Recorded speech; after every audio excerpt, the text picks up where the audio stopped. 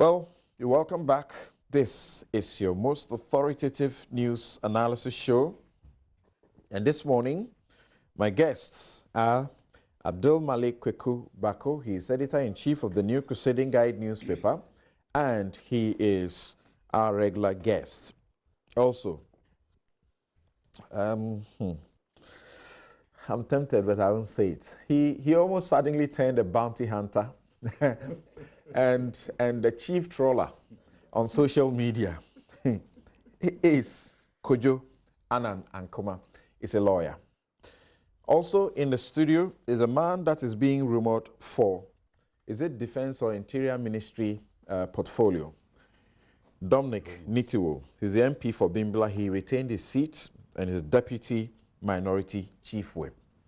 Also is Abraham Amalba. He's a member, the NDC's legal team. He says all of you complaining that the government is doing some business even now should shut up, because the government has a business to do until midnight of January 6th. Thank you, gentlemen, and welcome. I'll charge you. You charge me for? You pay a ram to my fetish priest or my pastor tithe. I'm not Deputy Minority Chief Whip. Okay. Sorry, did I say Chief Whip? That's what you said. Oh, I say. Sorry. I thought I said leader. Sorry about that. Okay. Now, so the show is... Let's get to do some business.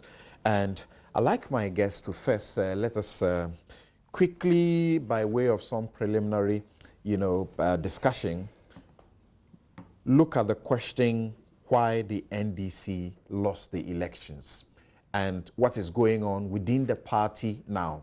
As you may be aware, the party even had a press conference, and at that press conference, one of the members, one of the staunch members, went in there and sought to beat up one of the executives, blaming them for the defeat.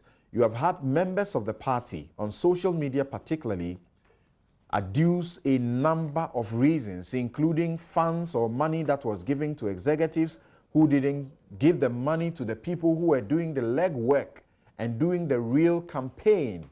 You have accusations upon accusations. There is now a call for an early Congress so that all the executives now will be kicked out of office and a new executive will take place.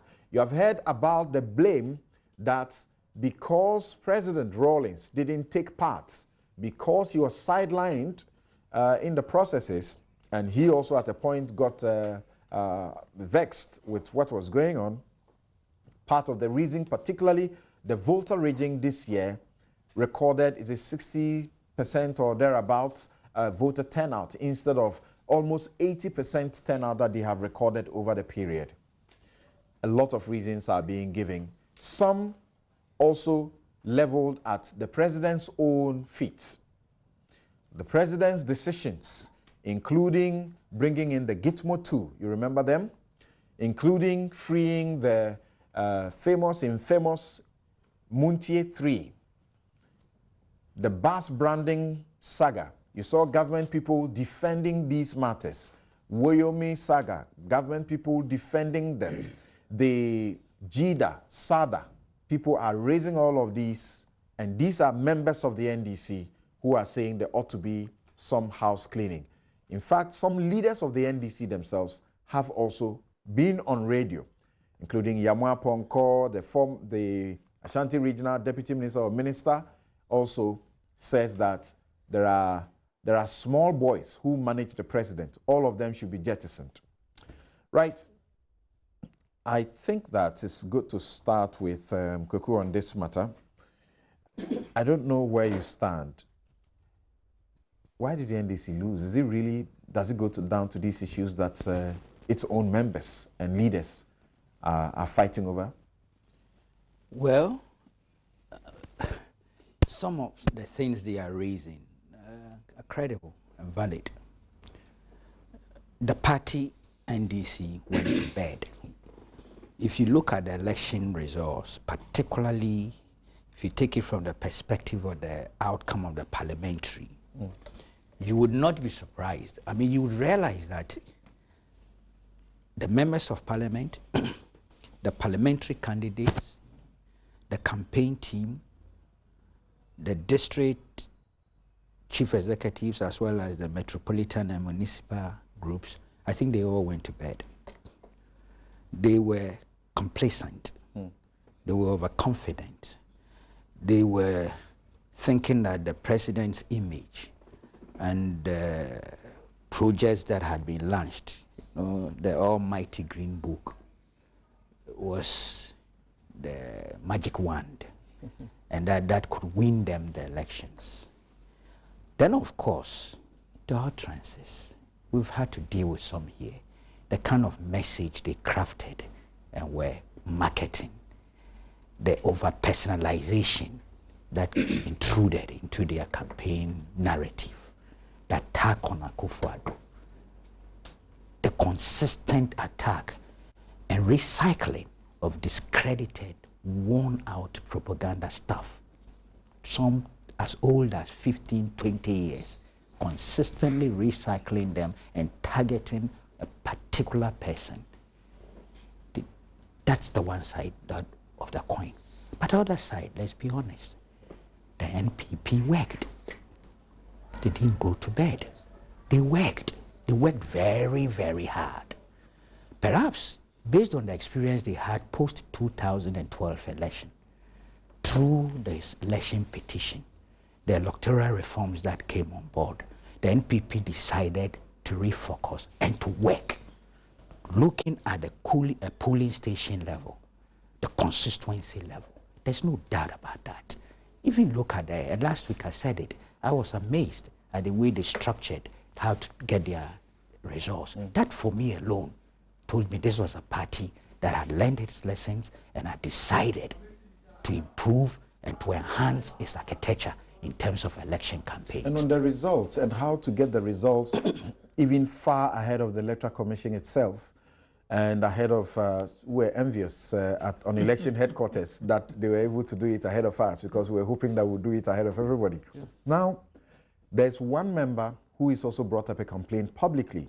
He said the election petition, they were the IT guys who were working the numbers for the party and doing all the IT work for the party to do a solid defense of the petition.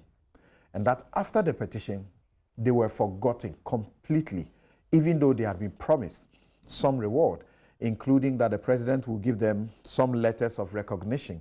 All of this were forgotten. And then they heard later that it did appear that somebody or some people received some things on their behalf and never gave it to them. And the party went to sleep thinking that when it comes to elections, they would be able to fall on anybody at all. They didn't need to go back to these guys. They'll be able to fall on anybody at all. And that they were not prepared. They went and took guys to collate the results who didn't know how to really go about it. Yeah, you are talking here complaints from within the NDC. Yes. Yes, it's all part of it. Indeed, and I have to be very honest, I don't have the evidence, but I think they squandered a lot of their resources. In sleeping, they were chopping. It's true. You see, if they had won, the issue of accountability would be buried. It's usually when you lose, and you lose in such an abysmal manner, that issues of accountability are articulated.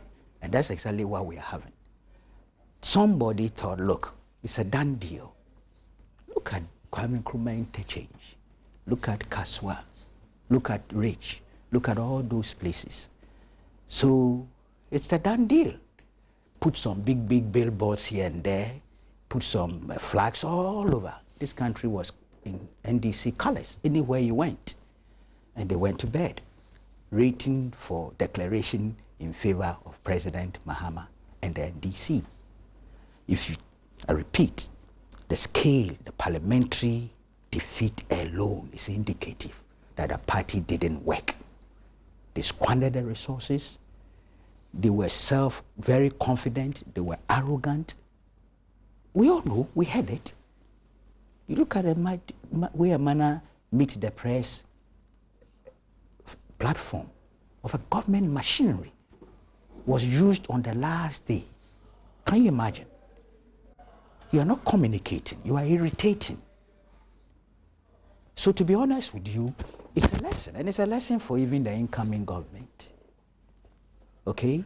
They suffered some aspects like this in 2008, let's be honest. But I think this is greater measure of an exercise that led to, you know, self-indictment, self-inflicted. In 1 minute, if you could help us, we've also heard the complaints that the president allowed his family, so to speak, his brother, and their complaints from including the lawyer Niado, who is now on the campaign and crusade with others to have the early Congress, that the president's brother, for example, was going around with military guard all over the place and nobody, you know, called him to order. That party executives and party leaders had to go to the president's brother to sign for checks, for money, and that they felt that was wrong because he had a question, who is his brother? Who is he in the party? See, the military attachments, the one they went on a health walk, we all saw it. It was out there. I think the military even issued a disclaimer of a sort, not really a disclaimer. Actually, I believe they may have even raised disciplinary issues as to whether those soldiers who were part of the march were doing the right thing. So everybody saw that. Now he's, Kpakpo, is it Kpakpo or what? He's talking of people going to sign check centers. Let him provide evidence. Let him provide the evidence to that effect. He's a lawyer, or? Yes, and he's prepared to engage in a litany of lamentations. Let him provide the evidence to actually reinforce what he's saying. If I want to say things, I will be prepared to give you evidence. I'm not going to rely on what Kpakpo says. But it is obvious that Ibrahim definitely wanted his brother to win, and definitely was out there doing a lot of things. Whether that helped or not is immaterial. I think it didn't help. I see. That's my own view. Okay. That's why we have the results we have. Okay. Yes. now, Ace, the guys are venting. They're very angry, obviously, and angry particularly at the executives and blaming them. They are being called to order to do these things internally and privately as a family, rather than the way they are doing venting publicly. A member like Fritz Baffo says, allow them to ventilate publicly. It is good. How good can that be? And what do you think caused the NDC the elections? Any belief that people with something to say now will wait to come into some closet to talk to you is a joke. Okay, this is 2016. There's social media. If a thought occurs to me, and once I process it through my head, I grab my phone and I post it. So to think that you can whip them to line, indeed, I'm not sure Kpakpo is actually a card-bearing member of the NDC. I think he's just a supporter who is venting, and you can't whip him into line. He's mobilized quite some support. But you see, and that is one of the reasons the NDC lost.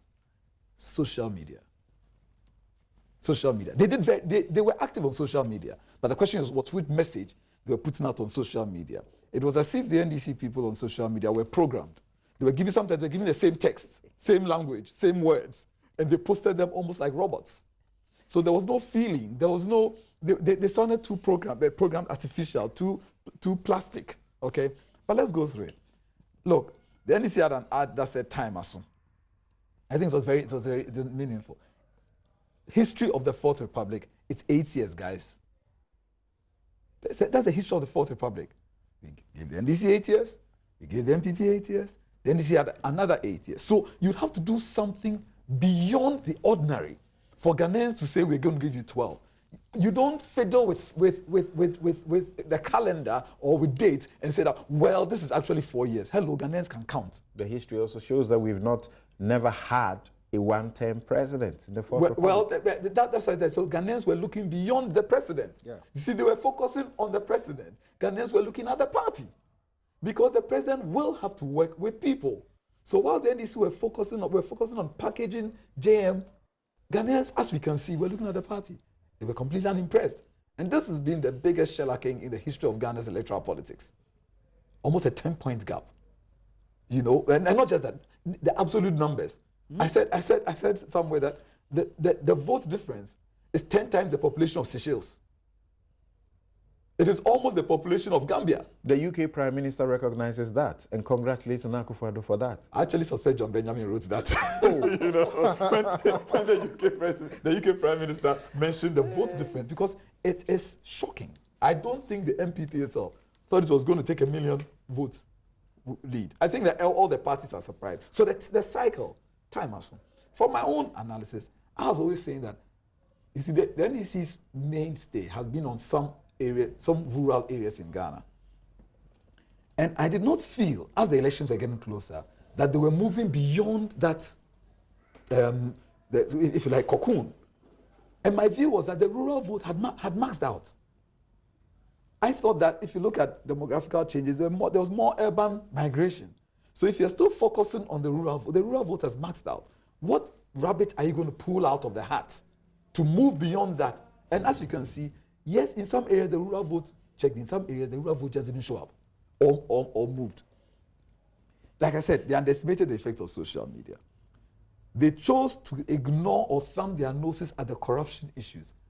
And with utmost respect, some of the attempts were funny. The bus branding issue comes up. Buried in those letters is a letter which says that the contract was awarded in consultation with the office of the president. This is a letter from the Ministry of Transport. So at the very least, there's an allegation, which to date has not been denied, that the office of the president was involved in the award of that contract after the contract had been concluded. That letter was written after Smarties had finished the job. And the letter was written by the Ministry of Transport to Smarties to say, in consultation with the office of the president, we are going to offer you a contract. That is never explained. Somehow, it is the office of the president itself, headed by the chief of staff, who instructed the attorney general to investigate the matter. Master, you are in the matter and you want somebody else, you are instructing somebody to investigate it. No wonder that report has been buried and they think we all didn't see it. Yeah, so right. You Occupy Ghana were calling for the implementation of that report. But they even denied the content of the report that we put out. Although, like I said to you, in the Ghana we all saw the report. We all saw the sterling work the Attorney General did, all of which, except their resignations and their refunds, were thrown away. So they joked with the corruption thing. I ask, how on earth do you expect to win an election when you package the president to say in January that if he had the power, he would throw Wayme in jail? 2 weeks before the time, you assign another contract with him. Now, do you think that Ghanaians are so not inquiring that they won't start asking, what did the president know and when did he know it? And when the matter comes out, what are they fighting over? Timing. As if once you receive the information, you are supposed to, oh, it's election time, so I won't speak. I mean, you completely, at some point, it was as if, and then let's talk, the PRs, they focus on PR. Look, when the corruption issues started coming, when we reviewed the new Wayme thing, when we asked for the prosecution on bus branding, the Minister of Communications held a press conference, and the two people he attacked were Nanado and my humble self. Now, of course, and this platform. Of course. Now, I wondered, did the Minister of Communications really want me to respond and tell Ghanaians what happened in those arbitration matters that he's putting out that have won judgment that's against the government? Does he really want Ghanaians to know the facts? Then I'll challenge them to put the proceedings and the awards, the full text, in the newspapers for Ghanaians to read. I'll tell you, Ghanaians will grab canes and whip them. Because Ghanaians are then supposed to ask you, why is it that in this administration, the government side refused to appoint an arbitrator? Why did your lawyers sack you? There are matters which are buried in arbitration, and we respect each other, that the proceedings are confidential. But if the Minister of Communications, in answering corruption claims, doesn't answer anything, goes to sit there and thinks that attacking people who are revealing corruption and saying they are benefiting from judgment debts is your answer, my response is that I'm a lawyer. I don't receive tithes and offerings. Counsel, well, your clients pay you. Right? So, I know why you are saying that the content of the arbitration should be put out, because, you know, I've read most of these, particularly if you take the bank switch arbitration, the tribunal just got tired with Ghana. They just got fed up. They did us so many favors when we're not showing up, so that at a point you could tell that they were simply just helping the state. We're not showing up with Every time they gave us to file anything, every time we gave an excuse and they gave us extended time, we breached it. Wow. You read it from beginning to the end. You think that's things? Read Balkan. In Balkan, I cross-examined the government people in London and let Ghanaians find out that when Balkan filed the arbitration, our government went and arrested the manager and locked him up for 3 days, and we were fined for that. Now, I came back and kept quiet because I respected the process. Okay. But if the minister and others are going out, I challenge them to put it out. But let's move on. They also felt that attacking Nanado and seeking to demean him, mocking up his pictures, photoshopping his pictures to make him look ugly, to make him look like a devil, was the answer to social media. Well, sorry, the social media crowd is intelligent. The social media crowd is intelligent. So they tried Calipo. And I think that the way the Calipo thing backfired was the surest sign to them that the ground was shifting. They tried to mock him sipping on a box of Calipo. And in fact, that was months ago. And then some of their social media crowd repeated it, and it caught on. And soon Calipo became a vote-winning drink. So it is. You had some of them were sad. Young lawyers trying to find your feet at the bar. I mean, when we were studying law, I'll give you an example. There are two lawyers I used to go to court to look at all the time, Jorindorf and Nanado. Jorindorf for how deep he is and how calm his disposition is, and Nanado for being the warrior. And Francis Botre and I, some of us, will just go to court to watch them argue. Now, you have young lawyers who are just starting, who felt that the way to political fame is to bastardize the man. You can have political disagreements, but the way they went about it... As far as you're concerned, all of these counted. All of these counted. Ghanaians looked and said, time, Asu. Move over. Let somebody else come. And we are going to teach you the biggest lesson that we've taught any political party in the history of this country. And you thought also that the appointment of some ministers may have How can they appointed Oti Bless? I mean, really, which brainwave was that? Yes. Which brilliant idea was that a man who had been on radio to insult the Chief Justice, and the only reason why he hadn't been put before court was that somehow his version, his voice, didn't come out early enough.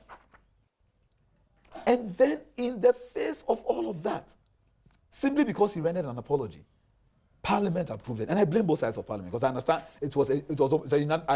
Dominic can tell us whether the MPP even objected to it. And you think that Ghanaians will look at this and say, wow, get 12 years? Okay. Why would you want to appoint Oti Bless? The clearest way, look, and they didn't, you fire a head of an institution on alleged corruption. You will never tell us that you have investigated to find out that he's probably innocent. The next thing we hear, he's chairman of some regional campaign. There was a. You're talking about Betty Modidisu? No. What's his name? Sylvester Tete. Okay. He was removed with rumors. NHIS. He was removed with rumors of corruption. Apparently, he was absolved. The fact of his being absolved, and I think that if you are removed under those circumstances and you're absolved, you should be reinstated. I see. He's not done that. The next time you see that he's chairing the Greater Accra. Okay. So people are asking, what is going on? All right, thank you. So that's shellacking. It will take a long time for them to live it down. It seems to say that when Fritz Bafo says and I'm asking Abraham now. When Fritz Bafo says allow them to vent. I thought you were going in stages. No, you should go. No, don't worry. I want him. I want you to speak. See the plan. He thinks it might disadvantage him because when he speaks, he will speak last, and he might come. But this is what I want to do. You will speak. When you speak. I get the point. No, wait. When you speak. I'm here in my capacity, and I'm protecting my space. Wait. Let me tell you. Let me tell you the plan. But you are not the one to No, it's okay. It's okay. And you're not the one to intervene, Koku. Okay. You're not the one to intervene. Okay. So Ebi, this is the plan. I speak to you. I speak to him. He may have one or two issues you would need to mop up before we leave. That's why I'm doing it soon.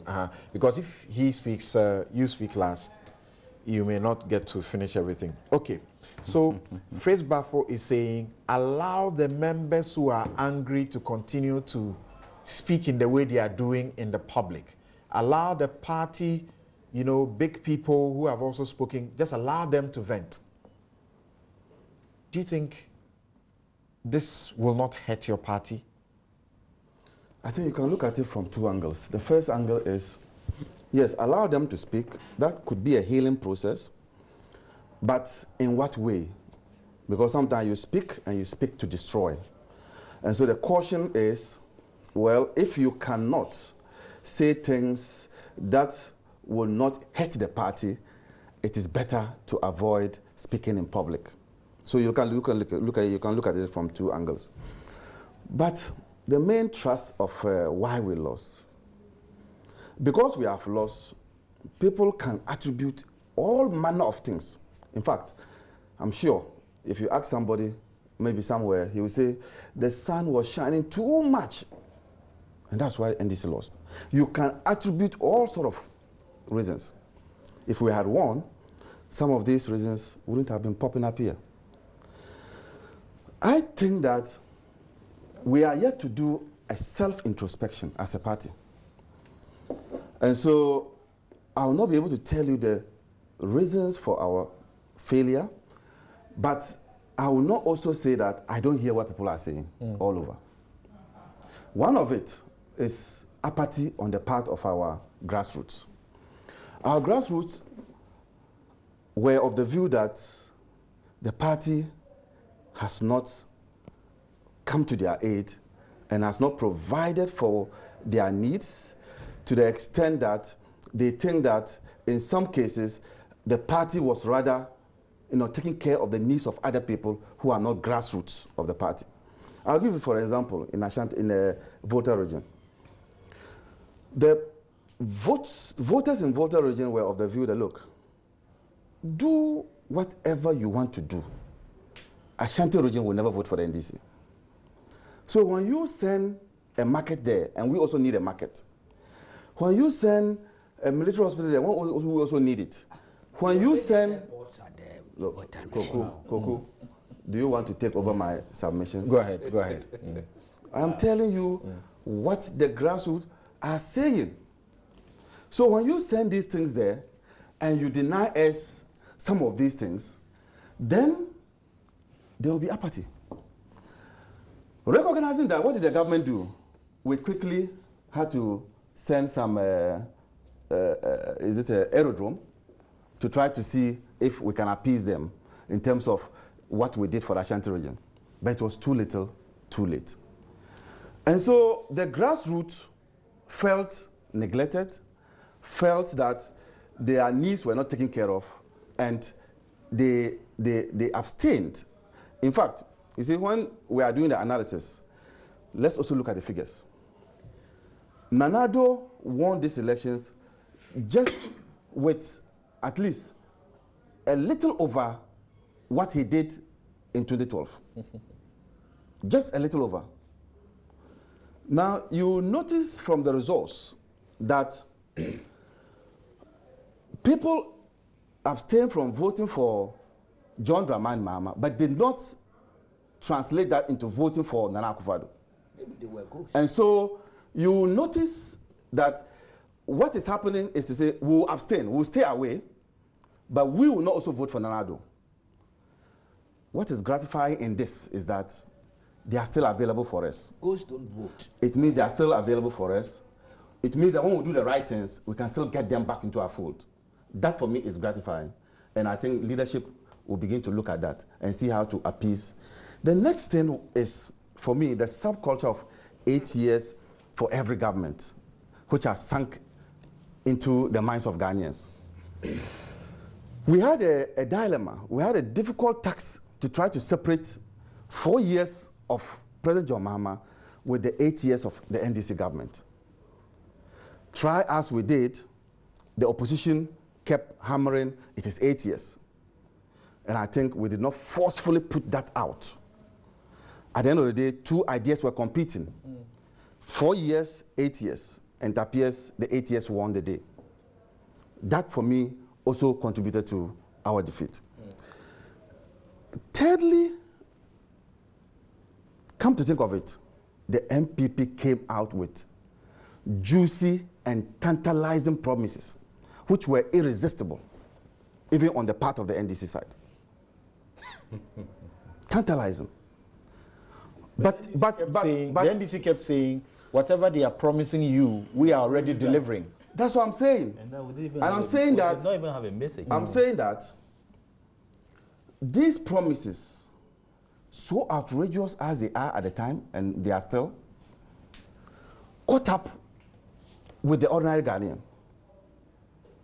If you have somebody who was unemployed from the days, and I know somebody like that, who's unemployed from the days of Rawlings administration, unemployed from the days of Kufuor administration, unemployed from the days of Mills, and then John Mahama, and you promise that person that you are going to give that person a job, that alone is enough to sway that person's vote to Nana Akufo-Addo.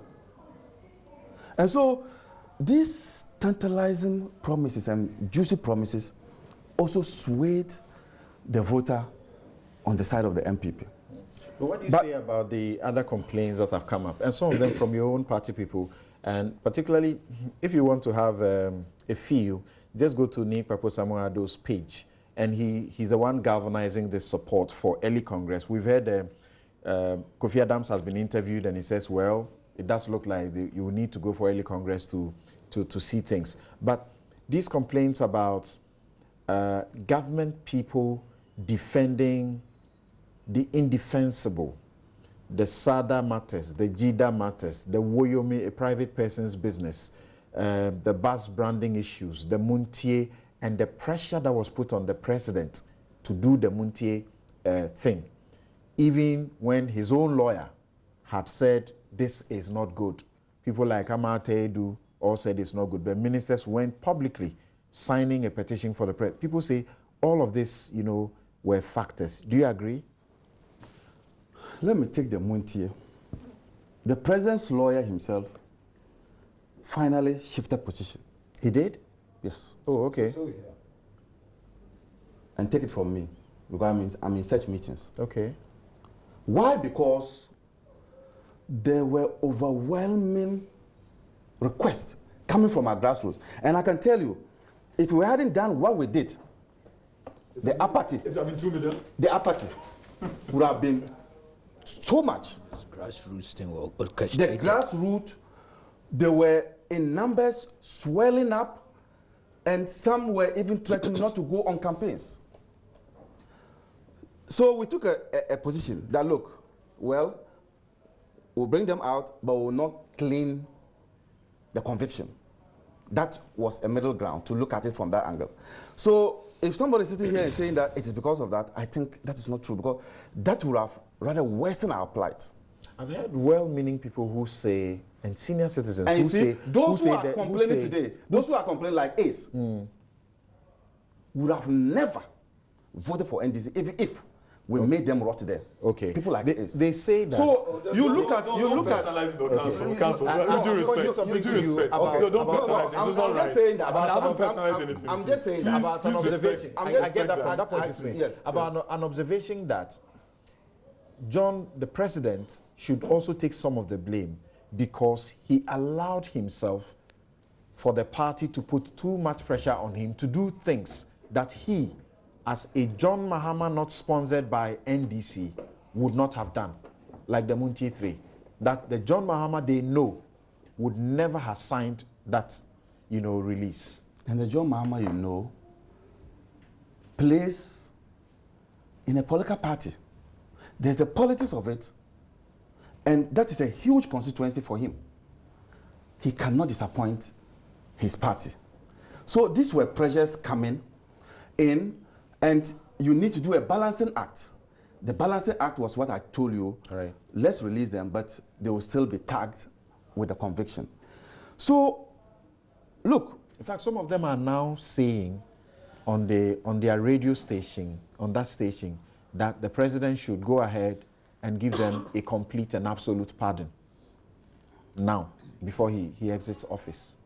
Well, I don't subscribe to that. I think that we've gone past that stage, and I don't think, speaking for myself as a member of the legal team, I don't think that I will endorse that. Okay. But you see, lastly, what as a party we must begin to do is to go beyond the party executives, those who held the press conference yesterday, and go and talk to the ordinary NDC grassroots person. That is where we can get the reasons for which we failed. Okay. But to limit it to just regional executives, constituency executives, I think these are people who are part of the problem where we find ourselves. But the ordinary person who is at the polling station, he is the one to be able to tell us the true situation, why we are where we are. Okay. Now, finally, before Dominic comes in, and I'm giving you a lot of time because this is your party that is lost, and that's what we are discussing.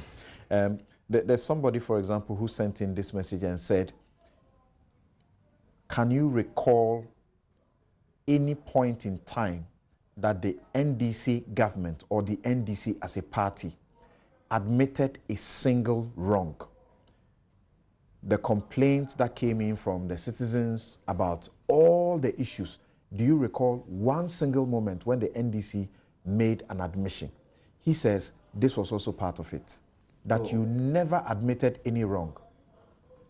Why? When the bus branding came and there was hue and cry, the chief of staff called back the contract, asked the Attorney General to review it, and when he reviewed it, some monies were paid back. The minister had to resign.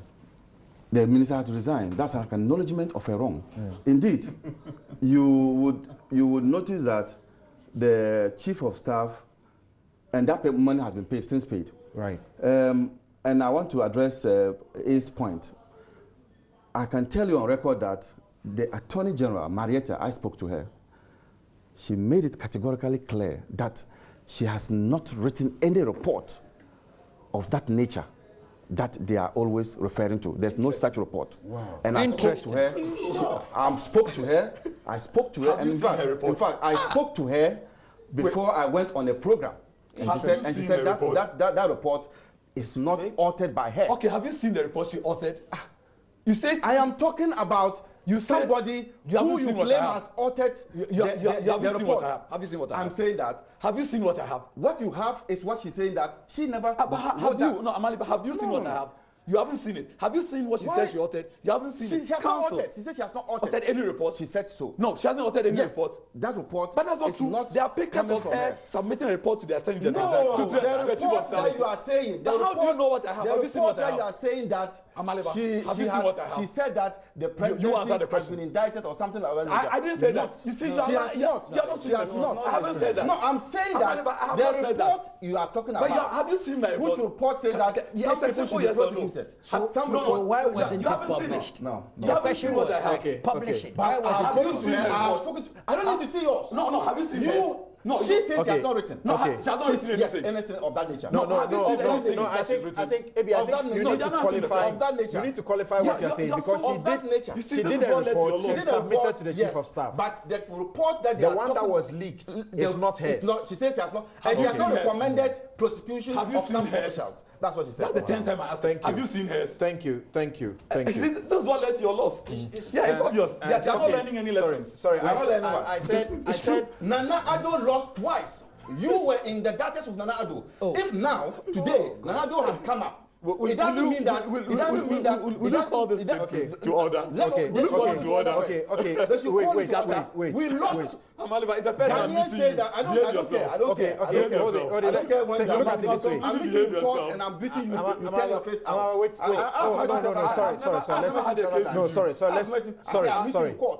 guys. Let's look at it this way. I'm meeting in court and say hi. Sorry. Then you tell your face out. Sorry. But wait. I think it's unfair to say he's been in the gutters. He's been in the gutters with Nana Addo. He's not on the MPP's campaign. Certainly, he has not hidden that he supports him. Yes. And the MPP. But he has lost twice with Nana Addo. He has not gone into any campaign with them. He has lost twice with Nana Addo. The last point is this. He has lost twice with Nana Addo. And if today, can I ask you one question? The question that is begging for an answer is that last week, Friday, you were on the election headquarters. You spoke to, I think, Kojo Yankson, and you said that if the EC's results did not match the NDC's, you would go to court. That's dead and buried. Something. Yeah, you have suggested that you were likely to go to court, right? I said that we have identified some irregularities. Okay. in the entire process. Okay. We've sent out our lawyers to collate those irregularities. And we said that we will take a look at it. If we are minded to go to court, we will go to court and challenge those results. All right. You heard the president in his acceptance speech indicated that there were some irregularities. He said he was accepting despite the irregularities. Said that. You get the point. So it is not as if we have not seen those ones. We have seen them, but we are saying that we will let go. But we are contesting parliamentary seats. That's the legal team is getting ready to file for the parliamentary seats where there are some irregularities. All right. That was the point. Thank you. Yes, Dominic. Samson, let me acknowledge something, that our electoral system is becoming very robust. That's the first thing I want to acknowledge, that if a Melba is put as the EC officer, okay, the way the system is shaping up. But you knew this and you were running down the EC.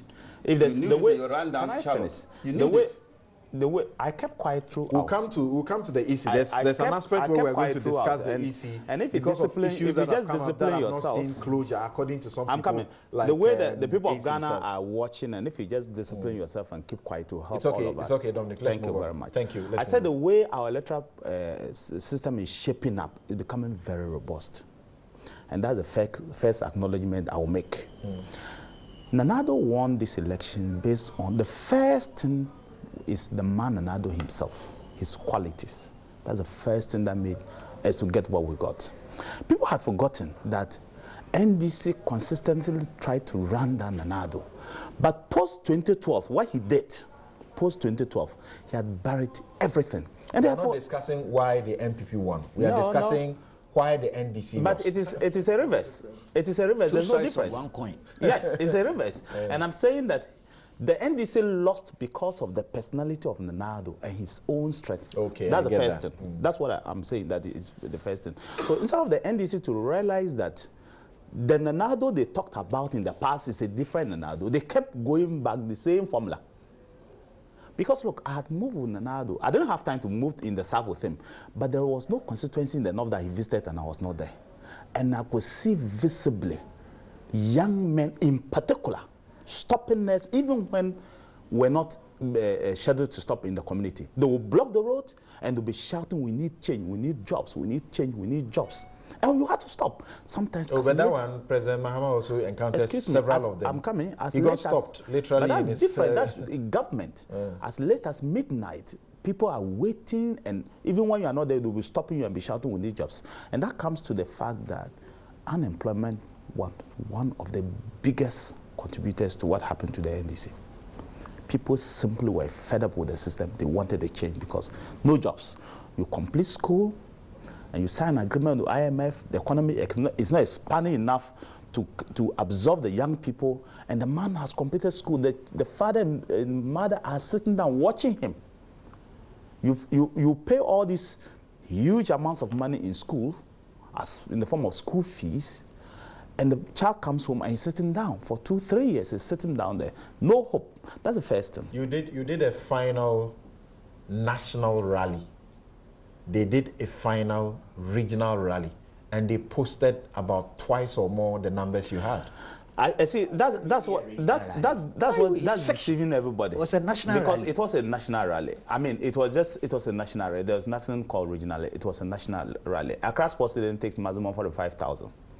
So for anybody to say it was massive, more than ours, I doubt it. But let's leave that. That's not even my concern. For a party in government to say they didn't have a final national rally, I really think that was wrong. But what I want to say clearly is that unemployment created a big problem. There was a big problem with unemployment in this country. The government, instead of realizing it, didn't. We centered our manifesto on creating jobs for the people and making sure that you can get people employed. The government kept talking about, is it 4,000 or 40,000 jobs that That's why I'm create? coming. No, 700,000. Yeah, that was initial. Then yes. they added an additional number to make so it they 700. were talking to the issue of jobs. I'm coming, and that's why I'm jumped to 3 million. That's why I'm coming to what Women was going to create more than that. No, right? No. Okay. That's what I'm coming to. What I'm coming to what he said that MPP promised just jobs, and so people were hoodwinked into voting for the NPP. In fact, we didn't state a number. We just said we were going to create jobs because we're building factories, we're building dams, we're building this, and we're going to do that. And our whole manifesto was anchored on job creation. That was basically it. But they put specific figures out. It's just that the people of Ghana didn't believe them any longer because we've been there for 8 years, we're not doing it. And then the people of Ghana believed in the vision of Akufo-Addo. That's the second thing. But the more important thing was the message of the NPP. Look, we took time. I was a member of the manifesto team. We took time to divide ourselves into groups. I was in charge of all the security subsectors. I developed the message with my team. We sat through, you had to go and defend it, you had to go and show where you will be able to do that. If you said that you want to build a hospital, where will you get the resources from? How are you going to do it? The timelines, we had to go through and defend ourselves throughout like a cabinet, throughout until we put up this thing together. And so that's why I was a bit surprised that some people got wind of our this and started putting it out because we did a thorough job. And so when Alan Chimantin presented these aspects, and I went out and made this promise of, he presented it, we had to get, look, each district, how many factories can we create in each district? He has all the data on all these things. The timelines, the amount of money to be spent, everything was prepared. So it was not just that we're talking. That's the second thing, the message. And across board, the message was consistent. We knew what we were saying, and we wanted to do it. The message on bringing back allowances, the message on creating jobs, the message on doing dance for the savannah areas, the message on taking the resources that are stuck at the national level and sending it to the constituencies. That's what we call the $1 million per each constituency for the year. It's going to reflect in the first budget. Well, already the NDC is calling on you. No, I say it will reflect in the first budget. To get ready to do all of these things. No, and Amaba just did that. But look, and I'm beginning to realize that suddenly there's a story from Tanzania that is popped up on our social media. 1,400 jobs created by the president of Tanzania within one year. Yeah, industries. And you are taking solace in that. We are not just taking solace. We are saying that we can do it. 216, we can do it. It's not something that we cannot do. I just think that people are not dreaming big. But you see, look, arrogance of power. I'm not talking about individuals. I don't want to judge individuals. People are talking about arrogance of individuals. Me, I don't want to do that. Because I will not be fed for them because they are not on here. Okay, so finish up quickly. But I'm saying the arrogance of power created a big problem in the minds of, for the NDC, in the minds of the average Ghanaian. When I say arrogance of power is, if you say that the owner of the company that won the bid to do the branding, you had blacklisted that company, you thought that it was no good, and the next time, she's leading a whole delegation of the Ghanaian district to go and bring electricity. She's there negotiating. Her company is there leading this 596 communities for rural education in millions of dollars. What do you think the people of Ghana for? The way you made that you said you were prosecuting him in court to collect money, the next day you are awarding huge sums of money to him in the form of a contract. What do you take the Ghanaians for? All the companies that are under JIDA, you have awarded contracts to each of them again. What are you taking the people of Ghana for? You say that, look, an individual has a problem, you've taken him from a minister, and you take him to the president, you reward him with another ministry. After all this, what do you take the people of Ghana for? So arrogance of power was a huge problem in the defeat of the NDC. Arrogance of power? Yes. Just before you even take over, formally you take over the reins of government, fingers are being pointed at some of your people to also speak in a way that suggests arrogance already. Maxwell Kofi Juma, former local government minister, MP for Asokwa, was asked by some of the teachers that they want their allowances restored within 100 days. And he said that was ridiculous. They couldn't be asking for that. Meanwhile, when Bawumia was on the campaign trail, he had promised that within 3 months of your coming into office, you will institute that. Well, I hear he has apologized for that comment. Samia Uku was also called to speak, and he said, if you were divided and you got this number of votes, then we are looking forward to a one-party state because the NPP will do all of these things. I mean, no. Don't they smart of arrogance? I just think that you should be. Let's be fair to people. That was a misrepresentation. It didn't. Was it? Yes, of course. Let's be fair to people. I mean, I spoke to Kofi Juma. When I heard that matter, some people quoted some portions, and I said, look. He has apologized. Yes, I said, I'm talking of Samia. I'm just going to Kofi Juma, which is even more, Juma. people think is more serious. He said he didn't say, that was not his wedding. He disagreed with them. Wow. Strongly, yes. I've read his retraction and an apology. Can I finish? I did. I posted, I can show you my this sure and our interactions. Juma's case. Our interactions. But I told him Who says that don't defend Kofi? I'm not defending. so. I'm not Shouldn't. defending. I'm just telling you the facts as they are. I'm just telling you. I'm not defending them, but I'm just telling you the facts as they are. I had interaction with him, and that's one of the reasons he went out there and said, look, if I said anything, I'm very sorry. Let us move on. But Kofi case shows us that maybe if the NDC had acted the way you guys acted in Kofi Juma's case, they won't be out of power. That's what there was a huge reaction to it. From everywhere, From everywhere. And suddenly he was compelled to apologize. Everywhere. He wasn't Everybody hiding under saying things that there were just partisan considerations for freeing people who had committed contempt of the Supreme Court. Everybody so was their talking to reaction shows that Ghana is changing. Everybody, trust me, they are better everybody, advised all of us were talking to him. We all attacked him. People talked to him. The foot soldiers attacked. All of us wanted to hear. Of course, me, I will hear it first before I'll talk to you about it. But I'm saying the arrogance of power is a serious matter. Look, secondly, let's be very frank. Let's be very frank. It is absolutely dangerous to say that because we won maximum vote in Ashanti, we'll concentrate in development in Ashanti. It's absolutely dangerous. That because maybe we won one seat in Volta, we should concentrate in developing areas that we want massively. Central, Greater Accra, Ashanti, Western. It's dangerous. That is not how you go about democracy. He didn't say that. I am saying that when you say that your foot soldiers were angry because we were developing Ashanti region instead of Volta region, you're giving them markets and other things, and kind of doing that to Volta region. And so they got angry. I just think that that is not the reason. At all. That's not the reason. Well, if there is a marked difference in my life immediately, and the ordinary man who stood on the street to fight for me, they can clearly see that I'm supposed to provide the borehole, I can provide it, and I'm not doing it. Don't have a problem with me. Okay, it has nothing to do with something. The last bit I just wanted to say is, and let's be very frank with ourselves, is people should stop attacking individuals for no reason. You are attacking the Nado that he shot. The average Ghanaian is a short person. You are attacking Baumia that is from the north. Not the truth. The average Ghanaian is a short man. Interesting. The average Ghanaian is a short person. So why do you expect people to vote for you? You know, Dominic is not that tall. Okay, so here is it. I wanted you to hear him so that you can also speak to one or two things that he may say. So in 1 minute, let's hear you, and then we take a break. I didn't say that. I just Thank you. No, you just... The issue of the mass branding and then the government was still dealing with the Smarties is not true. The electricity project was a project between Ghana government and another company. Smarties was not part of it. It is the company that contracted Smarties as its PRO. Right.